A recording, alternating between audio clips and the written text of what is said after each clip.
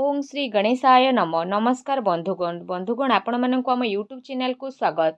आज ए भिडियो रे आमे आपण मानक कहिबा पई जाउछु विशेष रूप रे आपणक पई ए दुई दिनर स्थिति विषय विशेष रूप से जदि कहबू ए दुई दिन रे आपणक पई कौन रहिबो विशेष भाव रे स्थिति केउ सबु जिनिस रे आपणक फायदा हेबो केउ सबु जिनिस रे आपणक सावधानता अवलंबन करबाकू पड़िबो आपणकर लव लाइफ किपरि रहिबो क्यारियर किपरि रहिबो बिजनेस आउ व्यापार किपरि रहिबो एवं स्वास्थ्यर किछि महत्वपूर्ण इनफॉरमेशन मध्ये आमे आपणक देबू आउ वीडियो शेष रे आमे आपण मानक किछि उपाय विषय रे मध्ये कहबू जहाद्वारा आपण ए दिन को आहरी अधिक शुभ और मंगलदायक सब्यस्त करें।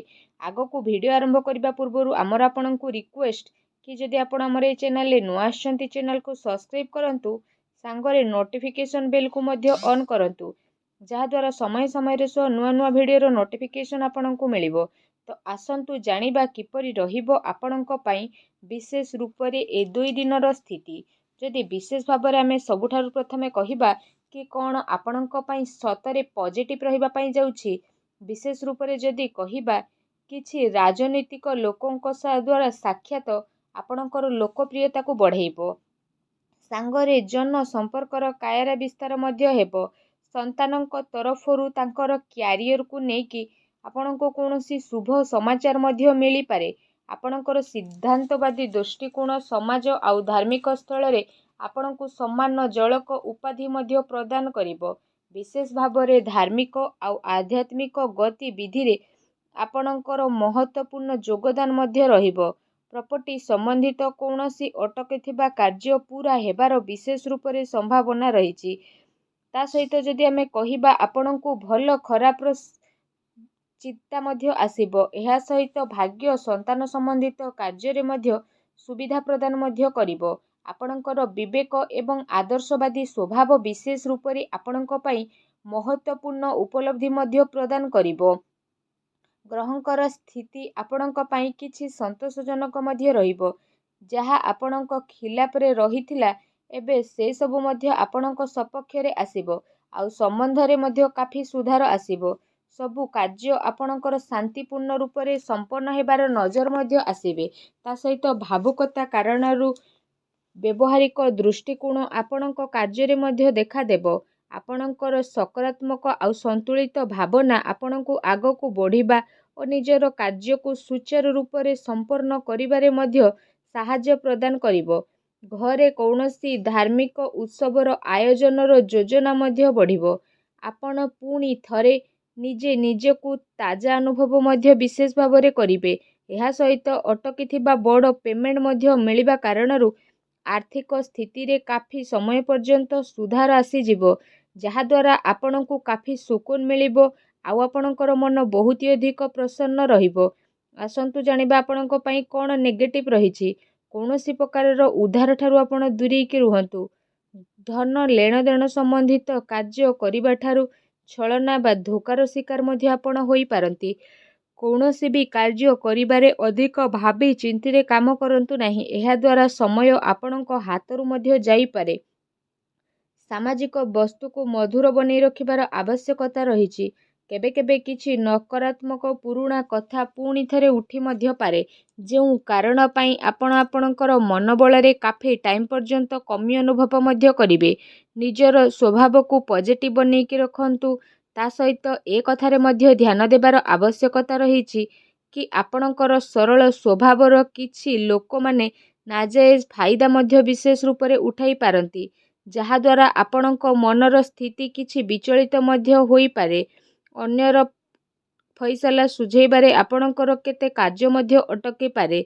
काहा सहित कौनसी वादा करिसेंती से वादा को अवश्य पूरा करंतु नचे समाज रे आपणकर छवि बिगिड़ी पारे एवं किछि लाभदायक होइकि भी आपणक कार्यरु स्थिति बाहरी मध्य जाई पारे एहा सहित जदि विशेष भाव में करिबा देखावा ठारू आपण दूरी के रखंतु ता सहित धन संपत्ति रे नुकसानदायक स्थिति जदि रहिछि तो सेथिपाई कौनसी प्रकारर निवेश को आपण बिगिड़ी दियंतु संपत्ति संबंधी विवाद रे मध्य विशेष रूप से जदि आमे कहिबा भाईंक सहित संबंध आपण खराब करंतु नहीं ପିଲାଙ୍କର ଗତିବିଧି ଉପରେ ଧ୍ୟାନ ରଖିବାର ଅତି ଆବଶ୍ୟକତା ରହିଛି। ତାଙ୍କର କିଛି ଭୁଲ ଆଦତ ବା ସଙ୍ଗତି ଆପଣଙ୍କୁ ପରିଶାନୀରେ ପକାଇପାରେ ଏବଂ ତାଙ୍କୁ ସକାରାତ୍ମକ କାର୍ଯ୍ୟରେ ବ୍ୟସ୍ତ କରିବାର ଅତି ଆବଶ୍ୟକତା ରହିଛି, ଯାହା ତାଙ୍କର ଭବିଷ୍ୟତ ପାଇଁ କାଫି ଲାଭଦାୟକ ସିଦ୍ଧ ହେବ। ଆସନ୍ତୁ ଜାଣିବା ଆପଣଙ୍କର ଲଭ୍ ଲାଇଫ୍ କିପରି ରହିବ। ଘରର ମାହୋଲ ଅନୁଶାସିତ ଏବଂ ଖୁସିଭରା ମଧ୍ୟ ରହିବ। ପ୍ରେମ ସମ୍ବନ୍ଧରେ ମର୍ଯ୍ୟାଦା ବନେଇ ରଖିବାର ଅତି ଆବଶ୍ୟକତା ରହିଛି। ଆପଣଙ୍କର ସମସ୍ୟାକୁ ସୁଲଝେଇବାରେ ଆପଣଙ୍କର ଜୀବନସାଥୀ ଆଉ ପିଲାଙ୍କର ପୂରା ସହଯୋଗ ରହିବ, ଯାହାଦ୍ୱାରା ଆପଣଙ୍କର ଆତ୍ମବିଶ୍ୱାସ କାଫି ବନିକି ମଧ୍ୟ ରହିବ। ଅତି ସମ୍ପର୍କୀୟଙ୍କ ସହିତ ମେଳ ମେଳାପ ଏବଂ ବୁଲାବୁଲିର ପ୍ରୋଗ୍ରାମ ମଧ୍ୟ ଆପଣଙ୍କର ବନିପାରେ, ଯାହାଦ୍ୱାରା ଘର ପରିବାରର ବାତାବରଣ ଖୁସିଭରା ଏବଂ ସୁଖଦପୂର୍ଣ୍ଣ ମଧ୍ୟ ରହିବ। ଆସନ୍ତୁ ଜାଣିବା ଆପଣଙ୍କର ବ୍ୟବସାୟିକ କ୍ୟାରିୟର କିପରି ରହିବ। କାର୍ଯ୍ୟସ୍ଥଳରେ ନିଆଯାଇଥିବା ଠୋସ୍ ନିର୍ଣ୍ଣୟ ବହୁତ ଭଲ ଆପଣଙ୍କ ପାଇଁ ସାବ୍ୟସ୍ତ ହେବ ଏବଂ ସଫଳତା ମଧ୍ୟ ଆପଣଙ୍କୁ ଅବଶ୍ୟ ପ୍ରାପ୍ତ ହେବ। ମାର୍କେଟିଂ ତଥା ପେମେଣ୍ଟ କଲେକ୍ଟ କରିବା ଭଳି କାର୍ଯ୍ୟରେ ସମୟ ଅଧିକ ବ୍ୟତୀତ କରନ୍ତୁ। ସେୟାର ରିସ୍କ ପ୍ରଭୃତି କାର୍ଯ୍ୟଠାରୁ ବିଶେଷ ରୂପରେ ଆପଣ ଦୂରେଇକି ରୁହନ୍ତୁ। ଆପଣଙ୍କ ସହ ଛଳନା ବା ଧୋକାଧଡ଼ି ମଧ୍ୟ ହୋଇପାରେ। ଚାକିରିରେ ଯଦି କହିବା, ବିଶେଷ ରୂପରେ ପ୍ରତିଟି ସ୍ଥିତିରେ ପରିବର୍ତ୍ତନ ମଧ୍ୟ ଆପଣଙ୍କୁ ଦେଖିବାକୁ ମିଳିବ। ଏହା ସହିତ ଯାହା ଚାହିଁବେ ସେସବୁ ମଧ୍ୟ ଆପଣ ଏ ସମୟ ପିରିୟଡ଼ରେ ପ୍ରାପ୍ତ କରିପାରିବେ। ପ୍ରତିଟି ସ୍ଥିତି ଆପଣଙ୍କ ପାଇଁ ଶୁଭ ହେବ। ଚାକିରିରେ କୌଣସି ପ୍ରକାରର ସ୍ଥାନ ପରିବର୍ତ୍ତନ ର ସ୍ଥିତି ମଧ୍ୟ ଆପଣଙ୍କ ପାଇଁ ବନୁଅଛି। କାର୍ଯ୍ୟସ୍ଥଳରେ କୌଣସି ପଡ଼ୋଶୀଙ୍କ ଦ୍ୱାରା ଲଢ଼େଇ ଝଗଡ଼ା ଯେପରି ସ୍ଥିତି ମଧ୍ୟ ବନିଯିବ। କିଛି କାନୁନ ବା ନିବେଶ ସମ୍ବନ୍ଧିତ ବିଶେଷ ରୂପରେ ଜଟିଳତାର ସାମ୍ନା ମଧ୍ୟ ଆପଣଙ୍କୁ କରିବାକୁ ପଡ଼ିପାରେ। ବ୍ୟବସାୟିକ କାର୍ଯ୍ୟ ପ୍ରଣାଳୀରେ ପରିବର୍ତ୍ତନ ଆଣିବା ଆପଣଙ୍କ ପାଇଁ ଅତି ଆବଶ୍ୟକ ରହିଛି, ଯାହାଦ୍ୱାରା ଆହୁରି ଅଧିକ ଭଲ ପରିଣାମ ଆପଣଙ୍କୁ ହାସିଲ ହେବ। ବ୍ୟବସାୟିକ ପ୍ରତିଷ୍ଠାନରେ ଅନୁଭବୀ ଏବଂ ପରିବାରର ବରିଷ୍ଠ ଲୋକଙ୍କର ଅନୁମତି ନେବା ଏବଂ ସହମତି ଦ୍ୱାରା କାର୍ଯ୍ୟ କରିବା ଦ୍ୱାରା କାଫି ସମସ୍ୟା ସବୁ ଦୂରେଇ ମଧ୍ୟ ଯିବ। ଧନ ଲେଣ ଦେଣ ସମ୍ବନ୍ଧିତ କାର୍ଯ୍ୟରେ ବିଶେଷ ଭାବରେ ଲାଭଦାୟକ ସ୍ଥିତି ମଧ୍ୟ ବନିବ, ଯାହାଦ୍ୱାରା ଆପଣଙ୍କୁ କାଫି ଖୁସି ହେବ। ତା ସହିତ କାର୍ଯ୍ୟ କ୍ଷେତ୍ରରେ ଆପଣ ପରିବର୍ତ୍ତନ ସମ୍ବନ୍ଧିତ ଯୋଜନା ବନଉଛନ୍ତି ତ ସେସବୁ ଉପରେ ଅମଲ କରିବାର ଉଚିତ ସମୟ ରହୁନାହିଁ। ଏ ସମୟରେ ଅଧିକତମ ଊର୍ଜା ଆଉ ନିବେଶ ସମ୍ବନ୍ଧିତ କାର୍ଯ୍ୟରେ ଲଗାନ୍ତୁ। ବର୍ତ୍ତମାନର ଗତିବିଧିରେ ନିଜର ଧ୍ୟାନ କେନ୍ଦ୍ରିତ କରନ୍ତୁ, ଏହା ଆପଣଙ୍କ ପାଇଁ ଶୁଭ ରହିବ। ଆସନ୍ତୁ ଜାଣିବା ଆପଣଙ୍କର ସ୍ୱାସ୍ଥ୍ୟ କିପରି ରହିବ। ବିଶେଷ ରୂପରେ ଯଦି କହିବା, ଆପଣଙ୍କର ସ୍ୱାସ୍ଥ୍ୟ ବହୁତ ଭଲ ରହିବ। ତା ସହିତ ଦିନଚର୍ଯ୍ୟାକୁ ବ୍ୟବସ୍ଥିତ ବନେଇକି ରଖିବା ଆପଣଙ୍କ ପାଇଁ ଅତି ଆବଶ୍ୟକତା ରହିଛି। ସେଥିପାଇଁ ନିଜର ଖାଦ୍ୟପେୟରେ ଧ୍ୟାନ ଦିଅନ୍ତୁ ଏବଂ ନିଜର ସ୍ୱାସ୍ଥ୍ୟକୁ ଆହୁରି ଅଧିକ ଭଲ ରଖିବା ପାଇଁ ପ୍ରତ୍ୟେକ ଦିନ ଯୋଗ କରନ୍ତୁ, ବ୍ୟାୟାମ କରନ୍ତୁ ଏବଂ ସୁସ୍ଥ ରୁହନ୍ତୁ। ଆସନ୍ତୁ ଜାଣିବା ଆପଣଙ୍କ ପାଇଁ କ'ଣ ବିଶେଷ ଉପାୟ ରହିଛି। ଆପଣ ସ୍ନାନ ଆଦି ବିଶେଷ ଭାବରେ କରିସାରିବା ପରେ ମନ୍ଦିର ଯାଆନ୍ତୁ ଆଉ ଭଗବାନ ଶିବଙ୍କୁ ବିଶେଷ ରୂପରେ ଦୁଗ୍ଧ ମିଶ୍ରି ଅବଶ୍ୟ ପ୍ରଦାନ କରନ୍ତୁ।